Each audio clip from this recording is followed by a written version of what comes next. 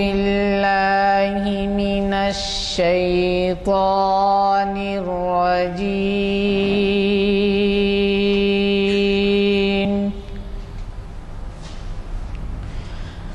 بسم الله الرحمن الرحيم.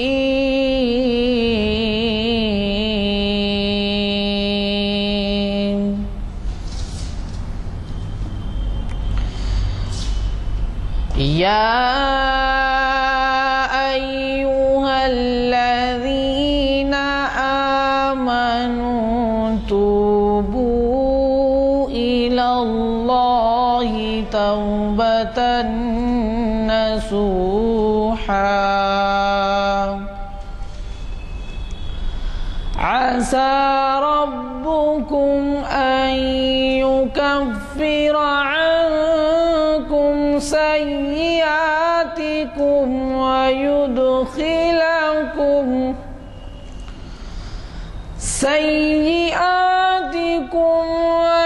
ويدخلكم جنات تجري من تحتها الأنهار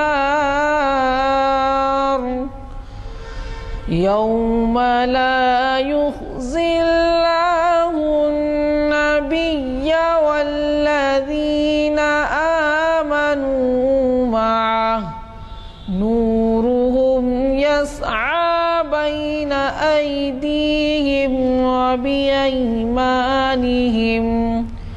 يقولون ربنا أتمم لنا نورنا واغفر لنا إنك على كل شيء قدير.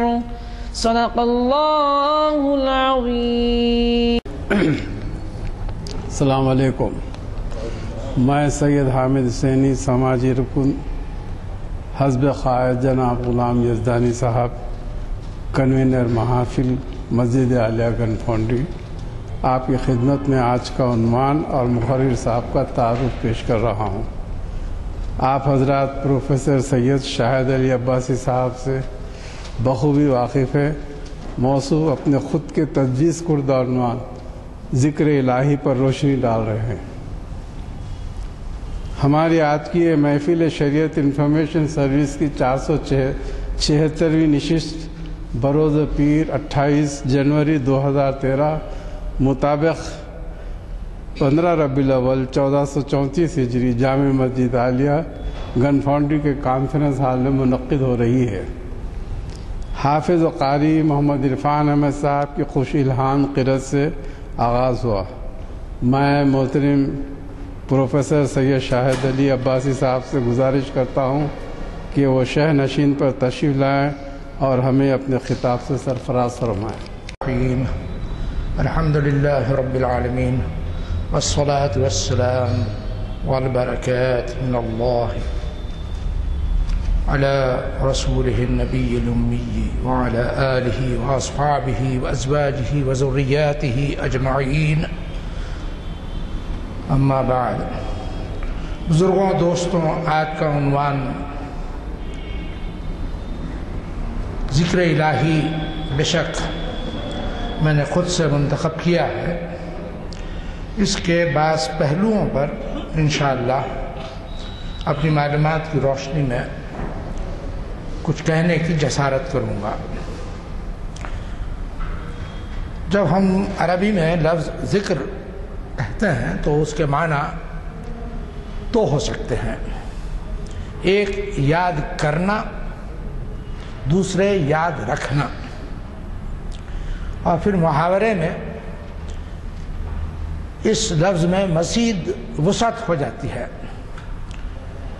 جس میں نصیحت وغیرہ کے پہلو بھی آ جاتے ہیں. جیسے قرآن مجید میں خود اللہ تعالیٰ نے فرمایا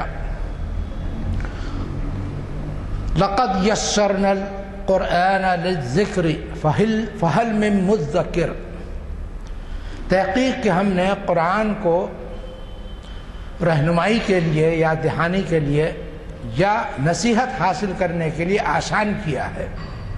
بس ہے کوئی تم میں اس سے نصیحت حاصل کرنے والا، اس سے رہنمائی حاصل کرنے والا، اس سے یاد دہانی حاصل کرنے والا؟ کس چیز کی یاد دہانی؟ اللہ کی یاد دہانی، اس حقیقت کی یاد دہانی کہ اللہ ہم سب کو دیکھ رہا ہے، اس چیز کی یاد دہانی کہ اللہ نہ صرف ہم سب کو دیکھ رہا ہے بلکہ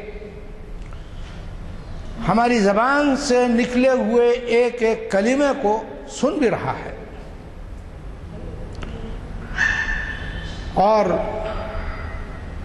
اس بات کی یاد دہانی کہ ہمارے دل اللہ کی طرف متوجہ ہیں یا اللہ سے ہٹ کر کسی اور جانب متوجہ ہے۔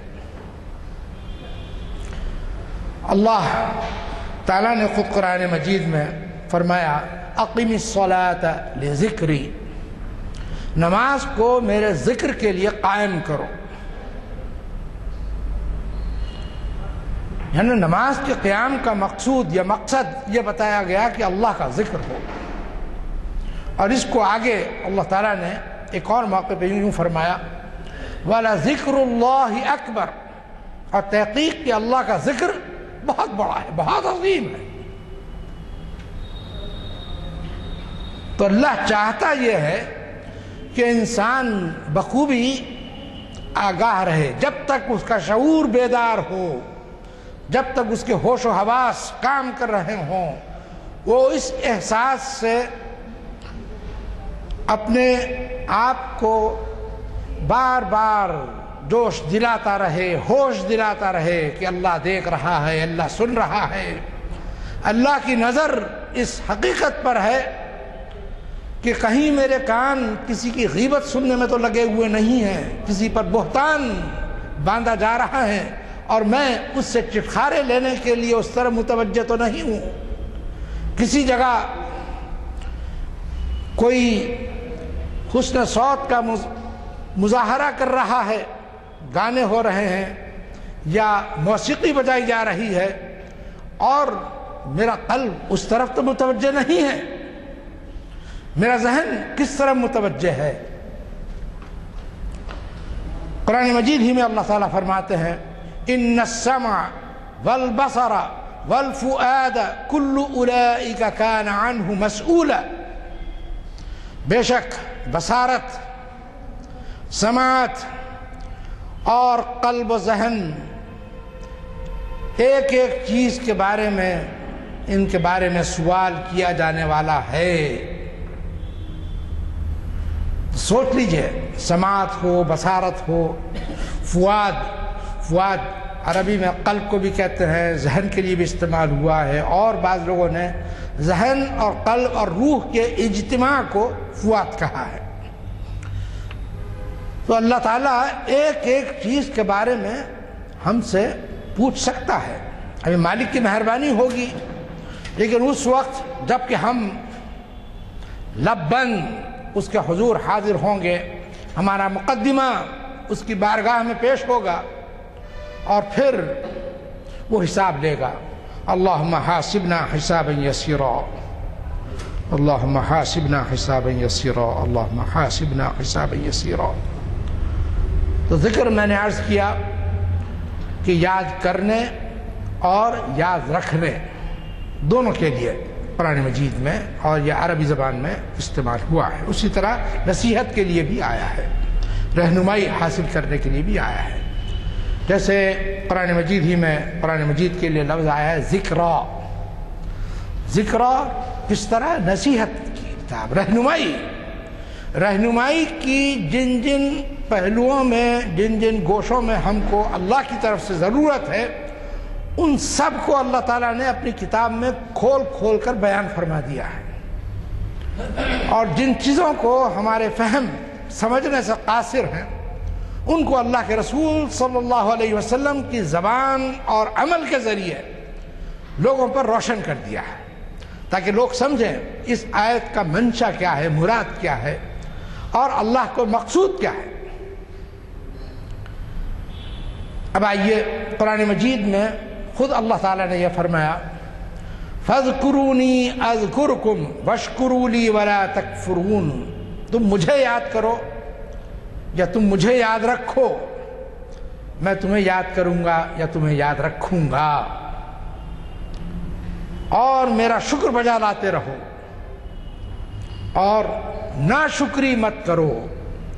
کفر کا لفظ عربی میں جو آتا ہے دراصل کسی چیز کے اوپر مٹی ڈالنے کے لیے، کسان کو کافر کہتے ہیں عربی میں، کافر لفظ کسان کے لیے استعمال ہوتا ہے جو زمین کو کھودتا ہے، نرم کرتا ہے، اس میں بیج ڈالتا ہے اور بیج مٹی کے اندر ڈھانک دیتا ہے اور پھر پانی ڈالتا ہے اور پھر اسی سے لہلہاتی فصل کھڑی ہو جاتی ہے۔ یا کوئی پودا زمین کھود کر زمین میں لگاتا ہے، اس کی آبیاری ہوتی ہے اور پھر وہ درخت بن جاتا ہے، یا تو پھلدار درخت بنتا ہے یا صرف سایہ دینے والا درخت بنتا ہے، یا ایسا درخت بنتا ہے کہ جس میں نہ سایہ ہو نہ جس میں کوئی پھل ہو۔ یہ اللہ کی قدرت ہے، اللہ کی حکمت ہے ہر چیز کے پیچھے۔ تو ہم کو حکم دیا گیا فَاذْكُرُونِي أَذْكُرْكُمْ، کس لیے؟ تاکہ اللہ بھی ہم کو یاد رکھے، اللہ یاد رکھے گا۔ اور یہ فرمایا گیا الذین، مومنین کا ذکر کرتے ہوئے اللہ نے فرمایا الذین یذکرون اللہ قیاما وقعودا وعلی جنوبہم یتفکرون فی خلق السماوات والارض، وہ لوگ جو ہم اللہ کو یاد رکھتے ہیں یا یاد کرتے ہیں، چاہے جب وہ ان کے پہلو بستروں سے لگے ہیں یا بیٹھے ہوں یا کھڑے ہوں، جس حال میں بھی ہوں، ان کی توجہ اللہ ہی کی طرف ہوتی ہے۔ اور یہ نفسیاتی مسئلہ ہے کہ آدمی بیک وقت ایک سے زیادہ اشیاء کی طرف پوری طرح منہمک یا متوجہ نہیں ہو سکتا۔ یہ ہو سکتا ہے کہ توجہ کسی قدر ایک طرف ہو، کسی قدر دوسری طرف ہو، لیکن اس میں انتشار کا اندیشہ پیدا ہو جاتا ہے۔ اور یہاں پہ اللہ کی طرف جب متوجہ ہے انسان تو اس کو یہ یاد رکھنا چاہیے کہ کس بارگاہ عالی کی طرف متوجہ ہے۔ تو اس کا حق یہ ہے کہ اس کے ساتھ کوئی اس کے شریک نہ ہو۔ جس دل میں اللہ سما گیا اس دل میں کسی اور کے لیے کوئی جگہ نہ ہو، بس اللہ ہو، اللہ کی محبت ہو، اللہ کا ذکر ہو۔ اور اللہ فرماتے ہیں ایک اور جگہ قرآن مجید ہی میں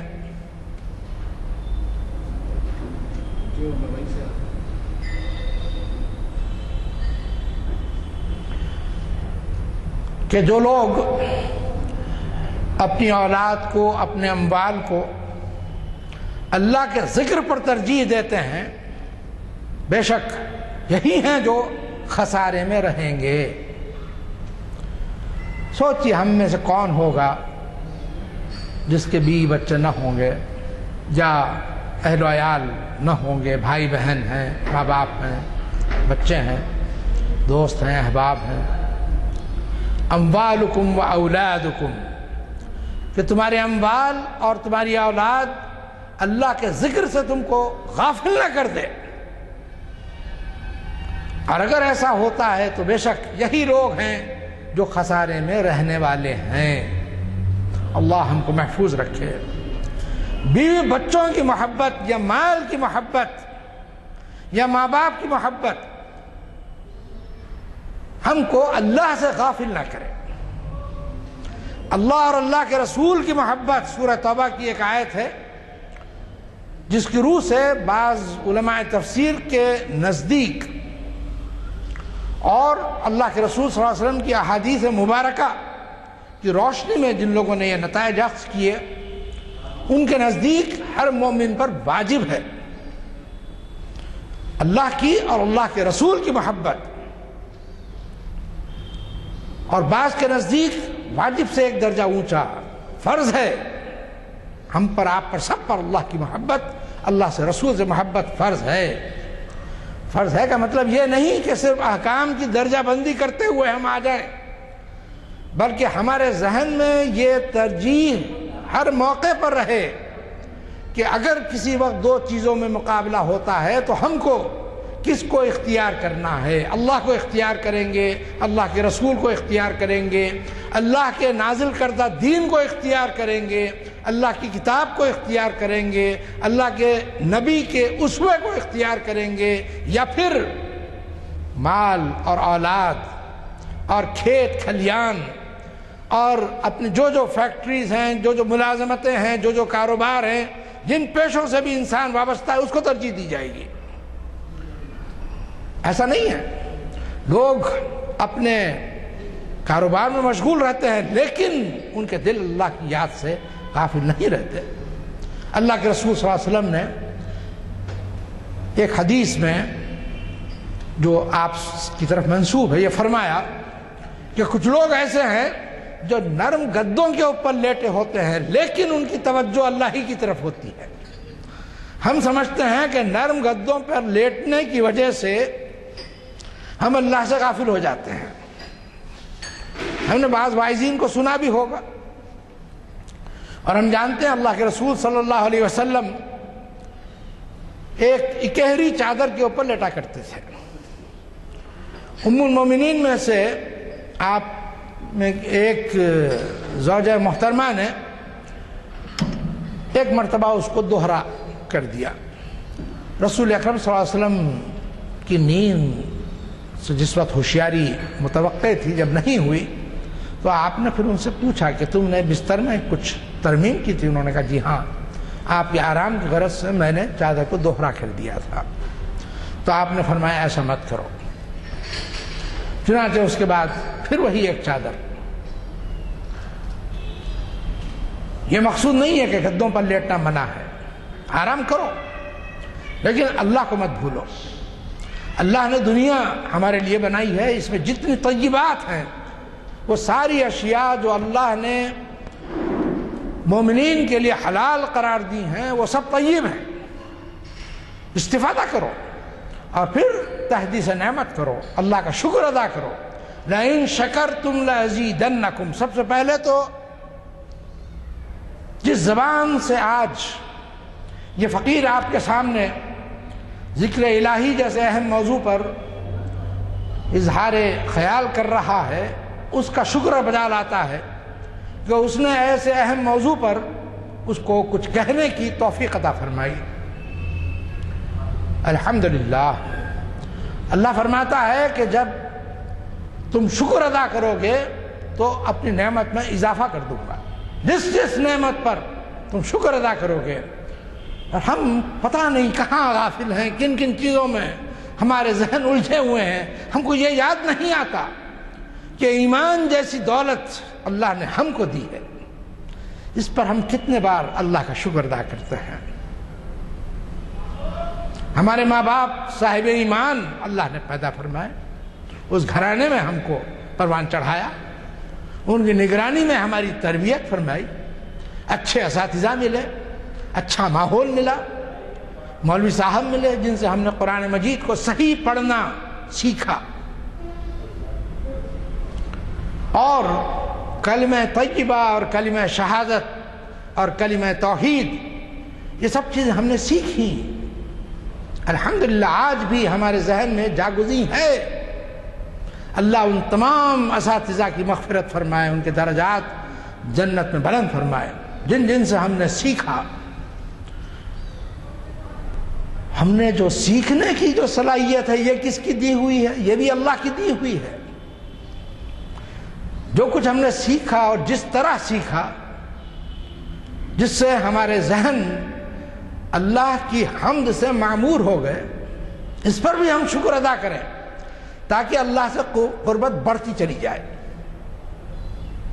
ایک حدیث ہے، حدیث قدسی جس کو اصطلاح میں کہا جاتا ہے، یعنی حدیث قدسی اسے کہتے ہیں جو اللہ کے رسول حضرت محمد مصطفیٰ صلی اللہ علیہ وسلم اللہ سے نقل فرماتے ہیں، اللہ کا قول نقل فرماتے ہیں، لیکن یہ قول اپنی اسی شکل میں قرآن مجید میں نہیں پایا جاتا۔ تو فرماتے ہیں کہ مومن بندہ اللہ کا ذکر کرتا ہے، اللہ کی عبادت کرتا ہے، وہ میری طرف ایک بالش برتا ہے، شبرن، وہ میری طرف ایک بالش برتا ہے، میں اس کی طرف ایک ہاتھ بڑھتا ہوں، ذراعن، وہ میری طرف ایک ہاتھ بڑھتا ہے تو میں اس کی طرف 2 ہاتھ بڑھتا ہوں، وہ میری طرف چل کر آتا ہے تو میں اس کی طرف دوڑ کر جاتا ہوں۔ اور ایک اور حدیث میں ہے کہ بندہ میری عبادت کرتا ہے، فرائض پڑھتا ہے، واجبات پڑھتا ہے اور نوافل پڑھتا ہے، حتیٰ کہ میں اس کے کان بن جاتا ہوں جس سے وہ سنتا ہے، میں اس کی زبان بن جاتا ہوں جس سے وہ بولتا ہے، میں اس کے ہاتھ بن جاتا ہوں جس سے وہ پکڑتا ہے، میں اس کے پیر بن جاتا ہوں جس سے وہ چلتا ہے۔ نعوذ باللہ، اس کی یہ معنی نہیں کہ اللہ ایسے بندے کے اندر حلول کراتا ہے، نہیں، اللہ کی خصوصی توجہ اس کی طرف مبذول ہو جاتی ہے اور وہ چلتا پھرتا اللہ کا مظہر بن جاتا ہے، اللہ کی صفات کا مظہر بن جاتا ہے، جس کو حدیث میں کہا گیا ولی۔ پوچھا گیا اللہ کا ولی کیسے پہچانا جائے، اس کی کیا صفت ہوتی ہے، کیا خصوصیت ہوتی ہے؟ اللہ کے رسول صلی اللہ علیہ وسلم نے ارشاد فرمایا کہ جب تم اسے دیکھو تو اللہ یاد آ جائے،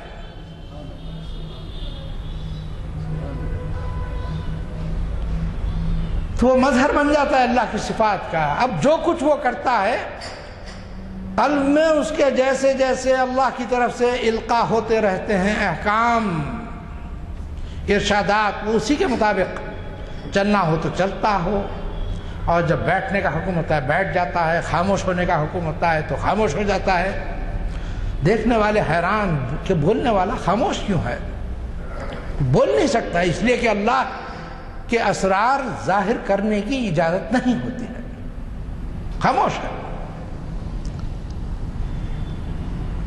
قرآن مجید میں نہ صرف مومنین کے لیے، مردوں ہی کے لیے آیا، بلکہ الذاکرون اللہ کثیرا والذاکرات، خواتین کے لیے بھی آیا۔ جس حالت میں ہو اللہ کو یاد رکھو، کسی حالت میں ہو اللہ کو یاد رکھو، اور اس کے طریقے بتا دیے گئے۔ سونے سے پہلے یہ دعا پڑھو، اور انشاءاللہ تمہارا سونا بھی اللہ کی عبادت ہی میں شمار ہوگا۔ اٹھو تو سب سے پہلے یہ دعا پڑھو تو تمہارا اٹھنا بھی اللہ ہی کی عبادت میں شامل ہوگا۔ جو کام کرو اللہ کی خوشنودی حاصل کرنے کے لیے کرو۔ اور حدیثوں میں یہ مضمون آیا ہے کہ اتنی کثرت سے اللہ کا ذکر کرو، بعض جگہ ہے اذکروا اللہ کثیرا حتی یقولوا مجنون، اتنی کثرت سے اللہ کا ذکر کرو کہ لوگ تم کو دیوانہ کہنے لگے۔ اور بعض روایات میں آیا ہے اکثروا ذکر اللہ یقولون مجنون، اور لوگ تم کو دیوانہ کہنے لگے۔ اور منافقین کے بارے میں ایک حدیث میں آیا ہے کہ اللہ کا ذکر اتنی کثرت سے کرو کہ منافقین تم کو ریاکار کہنے لگیں۔ اس پر مجھے ایک واقعہ یاد آتا ہے۔ میں اتوار کو چار مینار کے پاس چوک کا علاقہ ہے، اس پر گزر رہا تھا۔ ایک صاحب ہاتھ میں تسبیح لیے اللہ کا ذکر کرتے جا رہے تھے۔ ایک بزرگ ان کے قریب سے بہت تیزی سے گزرے اور کہتے گئے کہ یہ ریاکاری ہے، تسبیح اندر رکھیے، اور گزر گئے۔ ان صاحب کے چہرے پہ ہلکی سی مسکراہٹ آئی، تسبیح انہوں نے جیب میں نہیں رکھی، ویسی باہر رہنے دی، اور کتابیں دیکھ رہے تھے، دیکھتے چلے گئے۔ میں نے ان سے پوچھا، ایک صاحب نے ابھی آپ کو ٹوکا، آپ کو برا نہیں لگا؟ میں کہا مجھے برا کیوں لگے گا؟ اس نے میری خیر خواہی کی۔ میں نے کہا خیر خواہی کی، آپ کو ریاکار کہا؟ ہاں میں ریاکار ہوں۔ میں نے کہا آپ اپنے کو ریاکار کہتے ہیں؟ کہنے لگے جی ہاں میں ریاکار ہوں۔ میں نے کہا کس طرح ریاکار ہیں؟ تو دیکھیے آپ کتنی باریک بات کہی۔ انہوں نے کہا کہ میں اللہ کو دکھانے کے لیے عمل کر رہا ہوں۔ تو کسی کو دکھانا مقصود ہے؟ وہ جن معنی میں ریاکاری کہہ رہے ہوں، مجھے ریاکار کہہ رہے ہیں، ممکن ہے ان معنی میں میرا شمار ریاکاروں میں نہ ہو، لیکن میرا یہ عمل تو اللہ کی خوشنودی کے بجائے اللہ کو دکھانے کے لیے غرض سے ہے۔ یعنی اللہ کو دکھانا بھی ان صاحب نے یہ سمجھا کہ وہ بھی نہ ہو، صرف اللہ کی ذات خوش ہو مجھ سے، بس صرف اور صرف اللہ کی خوشنودی میرے پیش نظر رہے، اللہ اپنے ذکر سے خوش ہوتا ہے، میں اس غرض سے اللہ کا ذکر کروں۔ ایک باریک نکتے کی طرف انہوں نے میری توجہ دلا دی، میں ان کی بات کا برا کیسے مانوں؟ اور واقعی اگر دیکھیے تو اس بات میں ایک بات ہے۔ تو جو لوگ اللہ کی طرف متوجہ ہوتے ہیں ان کو کڑوی باتیں بھی میٹھی لگتی ہیں۔ کسی نے کسی مقصد سے کہا ہو، اللہ تعالیٰ ان کے لیے اس میں بھی فائدے کا ایک پہلو ان کے ذہن نشین کر دیتا ہے۔ صحابہ کو حضرت حسن بصری نے بہت کثیر تعداد میں دیکھا تھا، 300 کے قریب صحابہ کا شمار کیا گیا، بعض روایتوں میں 400 صحابہ کا ذکر آیا ہے۔ تو ان سے پوچھا گیا صحابہ کیسے تھے؟ تو فرمایا اب کیا کہیں کہ صحابہ کیسے تھے؟ تو اصرار کیا کہنے والے نے، تو کہا کہ صحابہ ایسے تھے کہ اگر تم ان کو دیکھتے تو ان کو مجنون سمجھتے، ایک فکر میں غلطاں۔ ایسے معلوم ہوتا ہے کہ آدمی اپنے اطراف سے پوری طرح باخبر نہیں ہے، اللہ کی خبر ہے، بس کام میں لگے ہوئے ہیں، سب کام ہوتے جا رہے ہیں، لیکن توجہ اللہ کی طرف ہے۔ تو دیکھنے والا تو یہی سمجھے گا کام میں لگا ہوا ہے، کوئی نقصان نہ کر دے، اور وہ اگر تم کو دیکھتے تو تمہارے خلاف جہاد کا اعلان فرماتے۔ صرف ایک جنریشن کا فرق ہے، ایک جنریشن میں اتنی بڑی تبدیلی آ گئی تھی۔ یہ جنریشن کی تو بڑی بات کہہ رہا ہوں میں، اس امت پر سب سے بڑا سانحہ جو گزرا ہے وہ رسول اکرم صلی اللہ علیہ وسلم کا وصال ہے۔ اس سے بڑا سانحہ اس امت پر کبھی نہیں گزرا۔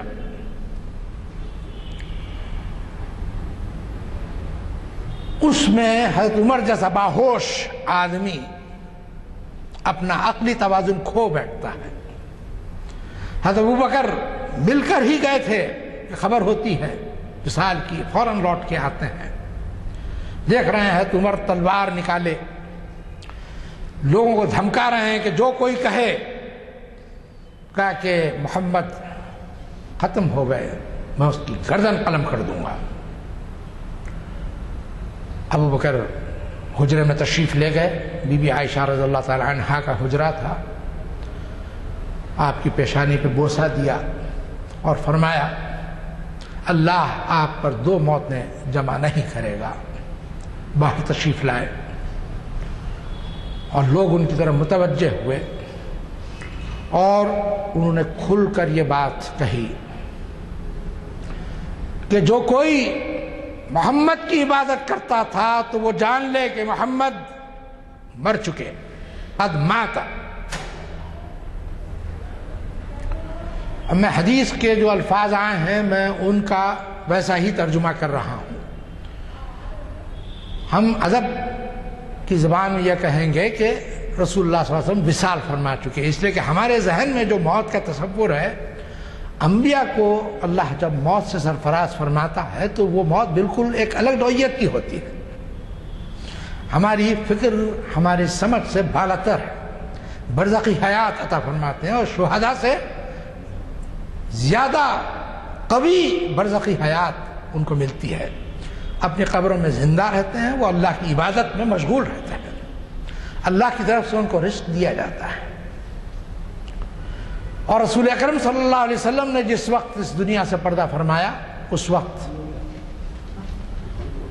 سے ان پر درود پڑھا جا رہا ہے، اور اللہ کے رسول نے کیا فرمایا کہ اگر میرے پاس، میری روضے کے پاس کوئی کھڑے ہو کر مجھ پر سلام پڑھے گا تو اس کو بذات خود میں جواب دوں گا، اور اگر کوئی دور کسی علاقے میں مجھ پر سلام پڑھے گا تو ملائکہ مجھ پر وہ سلام عرض کرتے ہیں اور میں ان کو جواب دیتا ہوں۔ اور ایک بزرگ قسم کھا کر یہ فرماتے ہیں کہ جب سے اللہ کے رسول صلی اللہ علیہ وسلم کی تدفین ہوئی ہے، اس وقت سے اللہ کے رسول سلام کا جواب دیتے جا رہے ہیں، دیتے جا رہے ہیں، دیتے جا رہے ہیں۔ کوئی وقت ایسا نہیں ہوگا جب آپ پر درود و سلام نہ پڑھا جا رہا ہو اور آپ جواب نہ دے رہے ہوں۔ یہ ممکن ہے ہمارے ذہن میں اشکال آئے کہ اللہ کے رسول عبادت میں بھی مشغول ہیں، سلام سننے میں بھی مشغول ہیں، سلام کا جواب دینے میں بھی مشغول ہیں، یہ کیسے ہو سکتا؟ تو دیکھیے، یہ میں نے عرض کیا کہ جو حیات جس کو ہم حیات سمجھتے ہیں، یہ اس حیات سے بالکل مختلف نوعیت کی ہوتی ہے، اور اس میں روح چونکہ بسیط کہی گئی ہے، لہذا اس کے بہت سارے اوصاف ہیں، اس کو بہت سارے اختیارات ہیں اللہ کی طرف سے۔ اللہ کے رسول صلی اللہ علیہ وسلم پر ہزاروں ہزار، کروڑ کروڑ درود و سلام و رحمت۔ آپ بیک وقت کئی کام فرماتے ہیں۔ یہ وقت اس موضوع کا نہیں، اس لیے میں اس کو کسی اور وقت کے لیے ٹالتا ہوں۔ اس وقت اتنی بات سمجھیے کہ حضرت ابوبکر نکلتے ہیں اور کہتے ہیں کہ جو کوئی محمد کی عبادت کرتا تھا وہ جان لے کہ محمد مر چکے، اور جو کوئی اللہ کی عبادت کرتا ہے وہ جان لے کہ اللہ زندہ ہے۔ ایک دم سے لوگوں کو قرآن مجید، اور قرآن مجید کی ایک آیت پڑھتے ہیں یاد دلانے کے لیے، وَمَا مُحَمَّدٌ إِلَّا رَسُولٌ قَدْ خَلَتْ مِن قَبْلِهِ الرُّسُلُ أَفَإِن مَاتَ أَوْ قُتِلَ انقلبتم عَلَىٰ أَعْقَابِكُمْ۔ اور محمد کیا ہیں؟ اللہ کے رسول ہی تو ہیں۔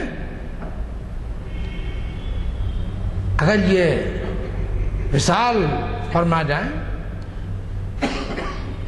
یا قتل کر دیے جائیں تو کیا تم اپنی ایڑیوں کے بل پھر جاؤ گے؟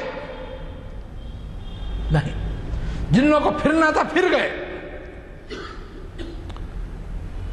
جن لوگوں نے ظاہراً اسلام قبول کیا تھا، اسلام کی قوت سے مروب ہو کر، جیسے ہی دیکھا اللہ کے رسول کی ذات درمیان میں نہ رہی، پھر گئے۔ اور جن کے قلب میں ایمان راسخ ہو چکا تھا، ان کو معلوم تھا اللہ کے رسول نے کیا فرمایا تھا۔ فرمایا تھا کہ لوگوں تک پہنچاتے رہو۔ کیا پہنچاتے رہو؟ ولو آیا، ایک آیت ہی کیوں نہ ہو، جس کو جتنا یاد ہے لوگوں تک پہنچاتا رہے۔ اور صحابہ کرام اس کام میں لگ گئے۔ اللہ کے رسول صلی اللہ علیہ وسلم نے کیا فرمایا تھا کہ 100 سرخ اونٹوں سے بہتر ہے کسی آدمی کو دائرہ ایمان میں داخل کرنا، حضرت علی سے خطاب کر کے۔ صحابہ کرام اس کام میں لگ گئے۔ 100 اونٹ وغیرہ کی حقیقت نہیں تھی ان کے سامنے، اس لیے کہ اونٹ جانتے تھے کیا چیز ہے، اونٹ بھی فنا ہونے والی چیزیں ہیں۔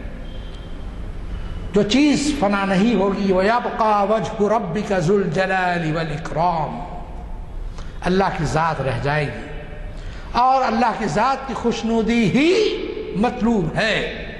سارے کتابوں کا نزول جو ہوا، اللہ کا ذکر آدمی ہمیشہ ملحوظ رکھے اور خالصتاً جو بھی کام کرے اللہ کی خوشنودی کے لیے کرے، یہ مقصود ہے۔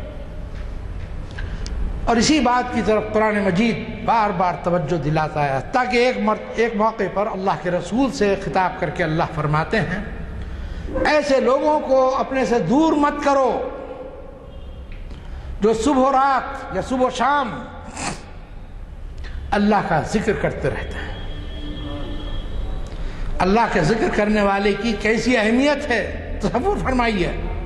اللہ ان کی اہمیت آشکار فرماتے ہوئے اللہ کے رسول سے کہہ رہا ہے ایسے لوگوں کو اپنے سے دور مت کرو جو دن رات یا صبح و شام اللہ کا ذکر کرتے رہتے ہیں۔ اللہ کا ذکر اتنی بڑی چیز ہے۔ ایک یہ تو مختصراً میں نے کچھ باتیں کہیں اللہ کے ذکر سے متعلق، اور یہ چونکہ مطلوب ہے اس کے لیے بھی ذرا سوچئے، اللہ کے رسول صلی اللہ علیہ وسلم نے ہم کو بتا دیا، دن بھر اللہ کے رسول کے معمولات کیا تھے، اس کے اوپر مستقل کتابیں لکھی گئی ہیں۔ ایک امام ابو عبد الرحمن النسائی کی ہے عمل الیوم واللیلہ، اور ایک امام ابن السنی کی ہے جو انہی کے شاگرد تھے، اور اب جو سنن نسائی مشہور ہے، کہتے ہیں کہ دراصل انہی شاگرد نے اس کو مرتب اور مدون کیا تھا۔ ان کی ایک کتاب ہے عمل الیوم واللیلہ، دائرۃ المعارف سے شائع ہو چکی ہے۔ اس سے آپ کو معلوم ہوگا کہ صبح و شام اللہ کے رسول کے معمولات کیا تھے۔ بات کرتے کرتے ایک دم سے اللہ کے رسول اٹھتے اور نماز کے لیے نیت باندھ لیتے، اپنے حرم کے پاس بیٹھے ہوئے ہیں، بی بی عائشہ رضی اللہ عنہا کا حجرہ ہے، اٹھتے ہیں، بی بی عائشہ پوچھتی ہیں کہاں چلے؟ رسول اللہ پوچھتے ہیں کون؟ بی بی عائشہ کہتی ہیں عائشہ۔ عائشہ کون؟ کہتی ہیں کہ بنت ابی بکر۔ پوچھتے ہیں ابو بکر کون؟ بی بی عائشہ سمجھ جاتی ہیں کہ اس وقت دوسرے عالم میں پہنچ چکے ہیں اللہ کے رسول۔ اس میں آپ کی طبیعت میں انتشار پیدا کرنا صحیح نہیں، رک جاتی ہیں۔ اللہ کے رسول مسجد میں جاتے ہیں، مسجد نبوی ملحق ہے حجرے سے، اور نماز میں مشغول ہو جاتے ہیں۔ تو نماز کیا ہے؟ اللہ کے رسول صلی اللہ علیہ وسلم نے جو فرمایا قرۃ عینی فی الصلاۃ، میری آنکھوں کی ٹھنڈک نماز میں ہے۔ اور جب نماز کا وقت آتا تو حضرت بلال سے خطاب کر کے فرماتے ارحنا یا بلال، ہم کو راحت پہنچاؤ اے بلال، ہم کو راحت پہنچاؤ، اذان دو تاکہ دوبارہ اللہ کے دربار میں ہم کھڑے ہوں، اللہ سے ہم کلامی کا شرف ہو، اللہ ہو اور ہم ہوں، بس کسی تیسرے وجود کی کوئی خبر نہ ہو۔ تو سوچئے کس بارگاہ، آج بھی ہم کس کے دربار میں ہیں اس وقت؟ اللہ کے مختلف قسم کے دربار ہوتے ہیں، ایک عمومی دربار ہے، خصوصی دربار ہے، ایک خاص الخاص کا خواص کا دربار ہے، مختلف قسم کے۔ اور جب نماز میں انسان اللہ کے آگے کھڑا ہوتا ہے تو خصوصی دربار سے اس کو خصوصی بلاوا آتا ہے، وہ لبیک کہہ کر پہنچتا ہے، اور پھر اللہ کی خوشنودی اور اللہ کی کبریائی اور عظمت کا استحضار کرتے ہوئے اللہ اکبر کہہ کر نیت باندھ لیتا ہے۔ اب بندہ جانے اللہ جانے، جب امام صاحب السلام علیکم ورحمۃ اللہ، السلام علیکم ورحمۃ اللہ کہتے ہیں، جب اس کو ہوش آتا ہے کہ میں کہاں تھا، کہاں آ گیا۔ تو نماز میں ہماری یہ کیفیت ہونی چاہیے کہ جس مالک الملک کے دربار میں حاضر ہوں، ہماری توجہ اس کے بجائے کسی اور طرف مبذول ہو۔ سوچئے پرائم منسٹر آپ کو بلاتا ہے، چیف منسٹر بلاتا ہے، گورنر بلاتا ہے، پریزیڈنٹ بلاتا ہے، یا کوئی ذی وجاہت آدمی بلاتا ہے، آپ اس سے بات کرتے کرتے ایک طرف بار بار دیکھتے جا رہے ہیں، یوں دیکھتے جا رہے ہیں، ادھر گھڑی دیکھ رہے ہیں، کیا اثر پڑتا ہے اس کے اوپر؟ اس کے قلب پہ ناگواری کا اثر پڑتا ہے. اس شخص کو کیا اجرت ہے، مجھ سے بات کر رہا ہے اور توجہ اس کی کسی اور طرف. اس سے بہتر یہ ہے کہ جا، تجھ کو جس چیز کی جلدی ہے اس طرف جا. تو ہر ایک سے یکسو ہو کر اللہ کے دربار میں حاضر ہوں. یہ دراصل 5 وقت جو مشق کرائی جاتی ہے تہجد کے ساتھ ساتھ 6 وقت اگر آپ شامل کر لیں تو یہی اس کی اصل یہی ہے کہ ہر وقت اللہ یاد رہے. ایک مشہور حدیث جس کا میں بارہا ذکر کر چکا ہوں، اللہ کے رسول صلی اللہ علیہ وسلم کی خدمت میں صحابہ بیٹھے ہوئے ہیں. ایک نووارد آتا ہے، مسافر معلوم ہوتا ہے، لیکن اس کے سفید لباس پر گرد و غبار کا کوئی نشان نہیں ہوتا. صحابہ کے مجمع کو ادھر ادھر ہٹاتا ہوا رسول اکرم صلی اللہ علیہ وسلم کی خدمت میں روبرو جا کر بیٹھ جاتا ہے. اور بیٹھتا اس طرح ہے کہ اس کے زانوں اللہ کے رسول کے زانوں سے مل رہے ہیں. اور نہ صرف یہ بلکہ اللہ کے رسول سے سوالات شروع کر دیتا ہے. مل ایمان، ایمان کیا ہے؟ مل اسلام، اسلام کیا ہے؟ مل احسان، احسان کیا ہے؟ اللہ کے رسول جواب دیتے جاتے ہیں. اس تیسرے سوال کے جواب میں یہ فرماتے ہیں ان تعبد اللہ کأنک تراہ فإن لم تکن تراہ فإنہ یراک. یا ایک روایت میں ہے وإن لم تکن تراہ فإنہ یراک. یا ایک روایت میں ہے ان تخش اللہ کأنک تراہ. پہلی روایت کے معنی یہ ہوں گے کہ تو اللہ کی یوں عبادت کرے گویا اسے دیکھ رہا ہو. اب جو محبت آشنا دل ہے اس سے پوچھئے کہ جب محبوب سامنے ہو، درمیان میں کوئی پردہ نہ ہو اور ایک مدت کے بعد مشاہدہ ہو، اس وقت اس کے قلب کی کیا کیفیت ہوگی؟ کس طرح متوجہ ہوگا وہ؟ کتنا متوجہ ہوگا وہ؟ اور اگر کوئی اپنی جانب اس کو متوجہ کرنے کی کوشش کرے گا تو وہ کس بری طرح اس کو جھاڑ دے گا، جھڑکی دے گا. میرا مقصود میرے سامنے، میرا محبوب میرے سامنے، اس وقت تو مجھے پریشان کیوں کر رہا ہے؟ ہٹ، چلا جائے یہاں سے. یہاں اللہ کے دربار میں حاضر ہیں، اللہ کے حضور میں حاضر ہیں، درمیان میں کوئی پردہ نہیں. ہم اللہ سے کلام کر رہے ہیں، اللہ ہم سے ہم کلام. اللہ اکبر. ان تعبد اللہ کأنک تراہ وإن لم تکن تراہ فإنہ یراک. اور اگر تم اسے نہ دیکھ رہا ہو تو کم از کم یہ احساس تو رہے کہ وہ تجھے دیکھ رہا ہے. میرا محبوب مجھے دیکھ رہا ہے. ایک عالم استنبول گئے، وہاں سلطان عبدالحمید کا زمانہ تھا. ان کو اجازت ملی سلطان کے دربار میں حاضر ہونے کی. سلطان نے محل میں بلایا ہے معلوم ہوا. تو جیسے ہی گیٹ میں داخل ہوئے وہاں سے ان کی چال بدل گئی،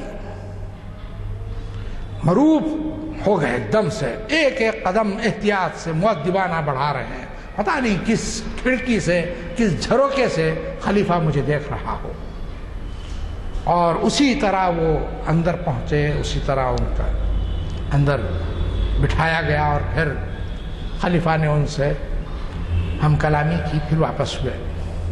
تو ایک فانی شخص کے لیے ہم پر ادب اتنا طاری ہو جاتا ہے کہ ہم ہر طرف سے اپنی توجہ ہٹا کر اس ایک شخص پر مرکوز کر دیتے ہیں.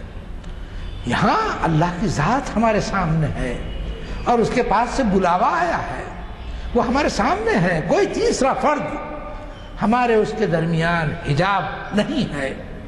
اگر کوئی ہے تو یہ ہمارا نفس ہے، ہمارا دماغ ہے اور ہمارا ساتھ لگا ہوا شیطان ہے، جو وسوسوں کی شکل میں ہماری توجہ میں انتشار پیدا کرنے لگا ہوا ہے. بار بار آدمی بس اس کو اس کی طرف سے غافل ہو جائے، شیطان کی طرف سے نفس کو بھول جائے، صرف بار بار اپنے کو یہ یاد دلاتا رہے کہ اللہ دیکھ رہا ہے، اللہ دیکھ رہا ہے، میرا محبوب مجھے دیکھ رہا ہے۔ اب سوچئے اس کیفیت میں اس کے حسن ایمان کا کمال کیا ہوگا، اس کے حسن عبادت کا عالم کیا ہوگا، اور جن جن ارکان کو جس جس طرح شریعت میں کرنے کا حکم دیا گیا ہو، کیا اس کی توجہ پوری طرح اس طرف مبذول نہیں ہوگی؟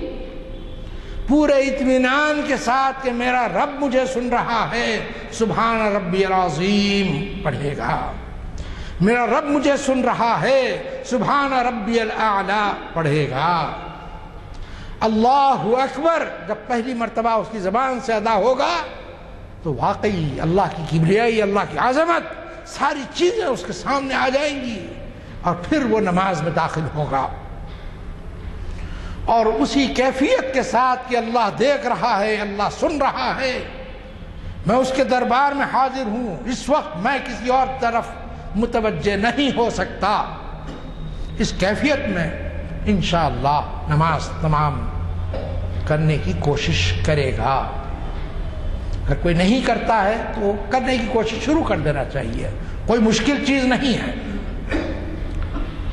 بار بار سیلف ریمائنڈنگ جس کو کہتے ہیں، اپنے آپ کو یاد دلاتا رہے اللہ کے دربار میں، اللہ کے دربار میں، اور پھر انشاءاللہ یہ چیز بھی اس کی عادت ثانیہ بن جائے گی، اور وہی عالم ہو جائے گا کہ اس کی سماعت بن جاتا ہوں جس سے وہ سنتا ہے، اس کی زبان بن جاتا ہوں جس سے وہ بولتا ہے، اس کے ہاتھ بن جاتا ہوں جس سے وہ کوئی چیز پکڑتا ہے، اس کے پیر بن جاتا ہوں جس سے وہ چلتا ہے، یعنی ہمتن اللہ کا مظہر بن جائے گا، اللہ کو یاد دلانے والا بن جائے گا، اس کی ایک ایک حرکت اللہ کے رسول کی سنت کے عین مطابق اور موافق ہوگی، اور لوگ اس کو دیکھ کر اللہ کے رسول کی سنتوں کی اتباع کا اشتیاق اپنے قلب میں جوش مارتا محسوس کریں گے، اور پھر کرنے لگیں گے انشاءاللہ۔ اللہ کے رسول صلی اللہ علیہ وسلم نے اذکار کے جو مختلف بتائے، اس میں ایک تو یہ فرمایا کہ سب سے افضل کلمہ فرمایا لا الہ الا اللہ۔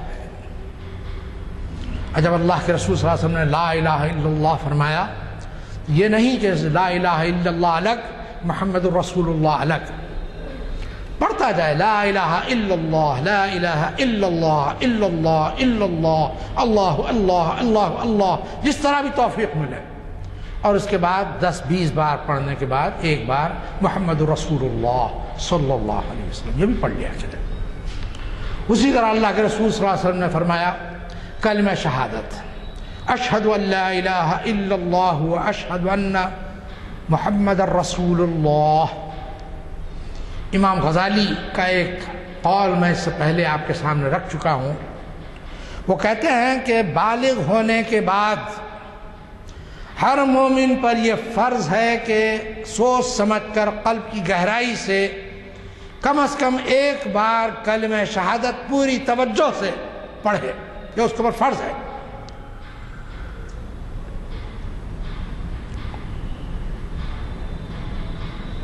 اسی طرح اللہ کے رسول صلی اللہ علیہ وسلم نے فرمایا کلمتان حبیبتان الی الرحمن خفیفتان علی اللسان ثقیلتان علی المیزان، سبحان اللہ سبحان اللہ سبحان اللہ وبحمدہ سبحان اللہ العظیم۔ یہ دو کلمات کی بابت فرمایا، صحیح بخاری کی آخری حدیث۔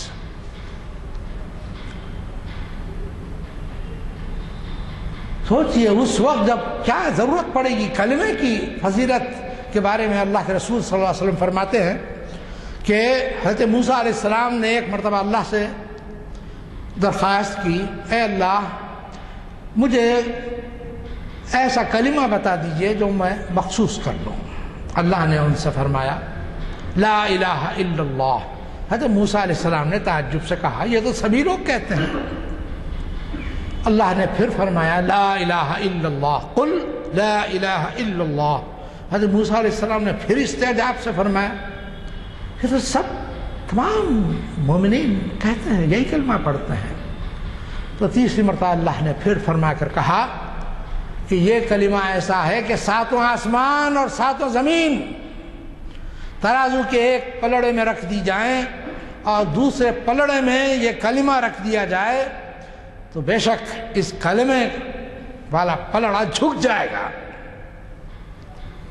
یعنی اللہ کے پاس اوزان کا جو اعتبار ہے پرزے کی قد و قیمت کے لحاظ سے نہیں ہے، کیفیت کے لحاظ سے ہے، اخلاص کی بنیاد کے اوپر ہے، قلب کی کس گہرائی سے نکلا ہے، کس دل سے اس نے کہا ہے، کیا کیا اس کے پیچھے اس کے ذہن میں تصورات ہیں. ان ساری چیزوں سے جب اس نے ایک بار لا الہ الا اللہ کہا تو بے شک یہ کلمہ اس لائق ہے کہ کیا زمین کیا آسمان سب مخلوق ہے اور یہ اللہ کا کلمہ ہے. دنیا کی سب سے بڑی حقیقت بتاتا ہے کہ اللہ کے سوا کوئی عبادت کے لائق نہیں، مقصود بنانے کے لائق نہیں، محبوب بنانے کے لائق نہیں. یہ کلمہ بتاتا ہے آپ کو، اس کی یہ اہمیت ہے. اور اللہ کے رسول صلی اللہ علیہ وسلم نے فرمایا کہ 3 بار اگر آدمی صبح اٹھنے کے بعد کلمہ شہادت پڑھنے کے بعد اگر یہ کہہ لے بسم اللہ الذی لا يضر مع اسمه شيء في الارض ولا في السماء وهو السميع العليم، صبح 3 بار شام میں 3 بار یہ کہہ لیا کرے. اسی طرح فرمایا اعوذ بکلمات اللہ التامات من شر ما خلق، 3 بار یہ تعوذ پڑھ لیا کرے. اسی طرح فرمایا سبحان اللہ والحمد للہ ولا الہ الا اللہ واللہ اکبر ولا حول ولا قوة الا باللہ، یہ پڑھ لیا کرے. اسی طرح فرمایا حسبی اللہ لا الہ الا ہو علیہ توکلت وہو رب العرش العظیم، 7 مرتبہ صبح 7 مرتبہ شام پڑھ لیا کرے. اس کو ضرورت ہی نہیں کسی سے کچھ مانگنے کی، اللہ اس کے کام کراتے رہیں گے، کام ہوتا رہے گا. اور ویسے بھی کام کرنے والا ہماری نظر کے سامنے رہتا ہے، کام کرانے والا نظروں سے اوجھل ہے. تمام مخلوق کے دل اللہ کی انگلیوں کے درمیان ہے، جیسے کہ اللہ کی انگلیوں کی شان وہ الٹتا پلٹتا رہتا ہے. اسی طرح اللہ کے رسول صلی اللہ علیہ وسلم نے فرمایا درود پڑھو. حضرت ابی بن کعب ایک مرتبہ تشریف لاتے ہیں اللہ کے رسول صلی اللہ علیہ وسلم کی خدمت میں، کہتے ہیں کہ میں ذکر کے لیے میں نے کچھ وقت مقرر کیا ہے، اس میں سے کتنا وقت آپ کے لیے وقف کروں؟ کہا کہ جتنا تم چاہو. فرمایا کہ 1/3. کہا کہ اچھا ہے، اس میں اگر اضافہ کرو تو اور اچھا ہے. تو انہوں نے کہا کہ اس کو 2/3 کر لیتا ہوں. اللہ کے رسول صلی اللہ علیہ وسلم نے فرمایا اچھا ہے، اس میں اور اضافہ کر لو تو اور اچھا ہے. 4 مرتبہ بات ہوتی ہے اور آخری مرتبہ ابی بن کعب کہتے ہیں میں سارا وقت صرف درود ہی پڑھا کروں گا. اللہ کے رسول صلی اللہ علیہ وسلم کا چہرہ متبسم ہو جاتا ہے، کھل جاتا ہے. اور آپ فرماتے ہیں کہ پھر اللہ تمہارے سارے کام کر دیا کرے گا، تم کو کسی کام کے لیے ضرورت نہیں پڑے گی، اللہ کافی ہو جائے گا تمہارے لیے. سورہ یاسین کی فضیلت بیان کی گئی. کیوں؟ کیونکہ ہم پڑھیں. اللہ کے رسول صلی اللہ علیہ وسلم نے فرمایا کہ سورہ یاسین کا 1 مرتبہ پڑھنا 10 مرتبہ قرآن مجید ختم کرنے کے برابر ہے. تو سوچیے آپ 1 مرتبہ سورہ یاسین کی تلاوت کر لی گویا 10 مرتبہ قرآن مجید آپ نے ختم کر لیا. سورہ فاتحہ کی بابت اللہ کے رسول صلی اللہ علیہ وسلم نے فرمایا کہ اس کا 1 مرتبہ پڑھنا نصف قرآن پڑھنے کے برابر ہے. سورہ زلزال اور سورہ کافرون کی بابت فرمایا کہ ان کا پڑھنا 1 مرتبہ پڑھنا 1/4 قرآن پڑھنے کے برابر ہے. سورہ تکاثر کی بابت فرمایا کیا کسی کو اس طرح رغبت نہیں ہوتی کہ دن میں 1000 آیت پڑھ لیں؟ تو صحابہ میں اشتیاق پیدا ہو گیا، کیوں نہیں رسول اللہ؟ تو کہا کہ ایک بار سورہ تکاثر پڑھ دو، ایک بار سورہ تکاثر پڑھ دو، 1000 آیتیں پڑھنے کے برابر ہو جائے گا۔ اللہ کے رسول صلی اللہ علیہ وسلم، یہ تو قرآن مجید کی بابت میں نے کہا، ویسے ہی آپ سب جانتے ہی ہیں سورۃ الاحد کے بارے میں اللہ کے رسول صلی اللہ علیہ وسلم نے کیا فرمایا؟ ثلث القرآن، 1/3 قرآن پڑھنے کے برابر ہے۔ یہ کیا بات کیا ہے آخر؟ ہماری توجہ یا صحابہ کی توجہ بار بار قرآن پڑھنے کی طرف کیوں دلائی جا رہی ہے؟ تاکہ وہ اس کو ذہن میں محفوظ کر لیں، قلب میں محفوظ کر لیں، اپنی رگ و پے میں پیوست کر لیں، جذب کر لیں اور قرآن کا مظہر بن جائیں۔ چلتے پھرتے قرآن ہم کو دکھائی دینا چاہیے، چلتے پھرتے قرآن، اور کیفیت یہ ہو جیسے وقت ہو گیا کیا سو جی ایک دو منٹ میں ابھی کہہ کے عرض کرتا ہوں، بات ختم، کہ اللہ کے رسول صلی اللہ علیہ وسلم کی بابت قرآن مجید میں ایک آیت آئی ہے، تڑپا دینے والی آیت ہے۔ ہم آپ سب امید رکھتے ہیں اللہ کے رسول کی شفاعت کی، انشاءاللہ اللہ ہم سب کو اپنے نبی مکرم حضرت محمد صلی اللہ علیہ وسلم کی شفاعت سے سرفراز فرمائے۔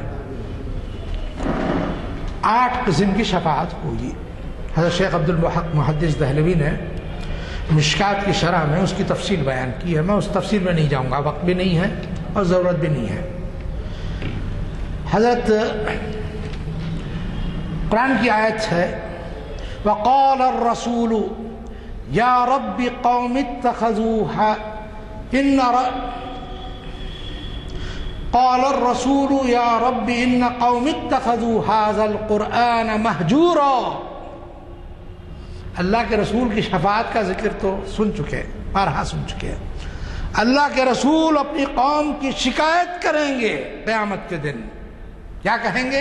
اے میرے پروردگار، بے شک میری قوم نے قرآن کو اپنے سے دور کر رکھا تھا۔ صرف تلاوت کرنا یہ مقصود نہیں ہے، صرف معانی پڑھ لینا یہ بھی مقصود نہیں ہے۔ ہاں مقصودات میں سے ایک ہے، اصل کیا چیز ہے؟ اصل اس کی تعلیمات کو اپنے اندر اتار لینا، اور جیسے میں نے ابھی عرض کیا، چلتا پھرتا قرآن بن جانا، دعوت بن جانا۔ آپ جدھر سے جائیں معلوم ہو کہ قرآن کی خوشبو گزری ہے ادھر سے۔ آپ جہاں بیٹھیں، اللہ کے رسول صلی اللہ علیہ وسلم نے فرمایا کہ وہ محفل جس میں اللہ کا ذکر نہ ہو قیامت کے دن لوگوں کے لیے وبال ثابت ہوگی۔ کیسی محفلوں میں اٹھتے ہیں، بیٹھتے ہیں، اور فرمایا ایک کلمہ کہہ لیا کریں جس محفل میں بھی ہو، سبحان اللہ وبحمدہ، سبحان اللہ العظیم، سبحانک اللہم وبحمدک، اشہد ان لا الہ الا انت، استغفرک واتوب الیک، والحمد للہ رب العالمین۔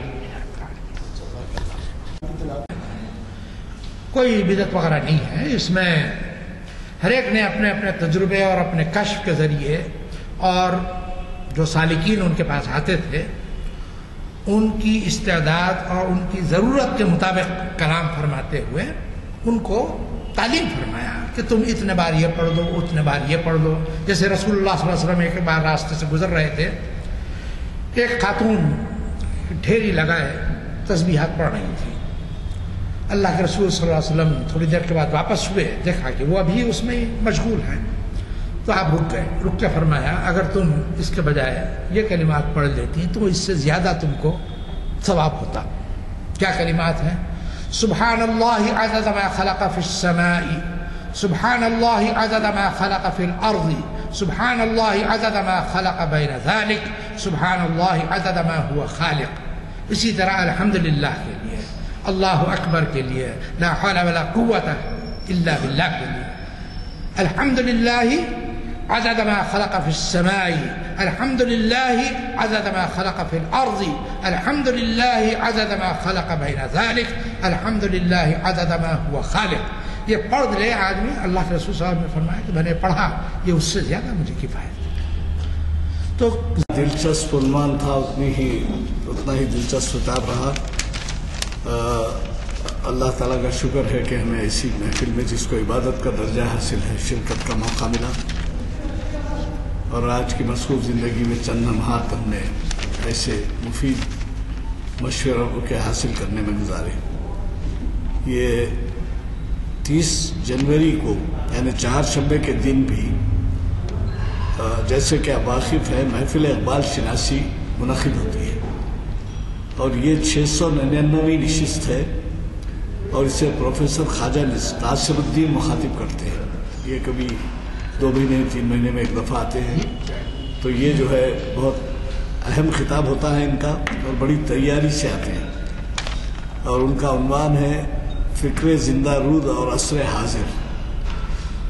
جیسے کہ ہمیشہ کہتے آیا ہوں میں کہ ہمارے مقررین حالات حاضرہ کے پس منظر میں عنوان دیتے ہیں. اس پس منظر کو پیش نظر رکھتے ہوئے عنوان دیتے ہیں. عصر حاضر کا لفظ اس میں ہے، ذرا آپ اس کی طرف توجہ دیں اور اپنے ساتھیوں کے ساتھ یہاں تشریف لائیں. اور ایک اعلان یہ ہے، یہ تو چہارشنبے کی 699ویں نشست ہے. 700ویں نشست اردو ہال میں منعقد ہو رہی ہے بعد مغرب کے.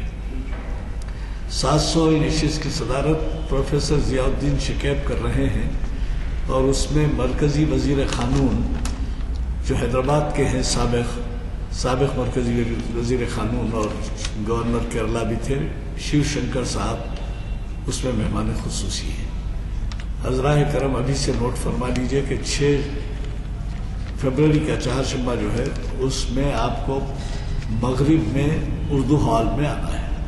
6 سے 6:30 تک کچھ چائے نوشی کے بعد ہم 6:30 کو ایگزیکٹ اسٹروک آف دی آور کے اوپر شروع کر دیں گے، کیونکہ نماز کا وقت بھی ختم ہو جاتا ہے، نماز بھی ہوتی ہے اور نماز کا بھی انتظام رہتا ہے.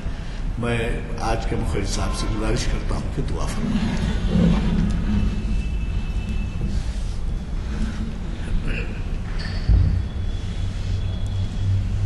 الحمد لله رب العالمين، والصلاة والسلام على محمد النبي الأمي وعلى آله وأصحابه وأزواجه وذرياته وأتباعه أجمعين. اللهم أعنا على ذكرك وشكرك وحسن عبادتك.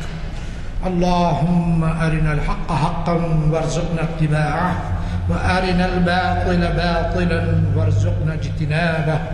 اللهم نور قلوبنا بنور الإيمان وبنور القرآن وبنور الإرفان وبنور معرفتك وبنور محبتك وبنور طاعتك وبنور صفاتك وبنور جمالك وبنور جلالك وبنور محبة نبيك محمد صلى الله عليه وسلم وبنور اتباع سننه في جميع الأوقات في جميع الأحيان في جميع الأحوال.